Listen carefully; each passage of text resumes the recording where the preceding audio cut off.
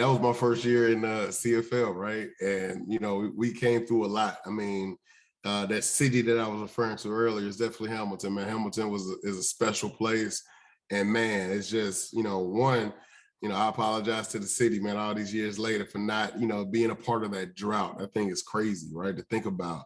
But, in 2014, man, that group of guys, and even like those guys all are pretty much all-stars, though that we had a pretty special team, man, from Delvin Bro to some, kid from Steubenville named Zach Caleros, who was, we don't know how he's going to end up going, right? Uh, Brandon Banks and, all these guys, man. And it was a special team, man. And those guys I'm forever grateful for that opportunity that Hamilton gave us.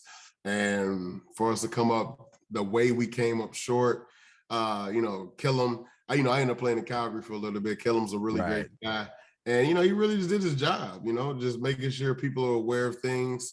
And, in that moment of heartbreak, that's probably the toughest loss. Playing in Hamilton, you get a couple of tough losses. That's literally not the worst loss I ever had. I was about to say it's probably the worst loss, but then the next year was even worse. So it's like, yeah. So yeah, that was a backbreaker. Going to the Grey Cup, those guys, man, it was special. That was my first experience of the CFL.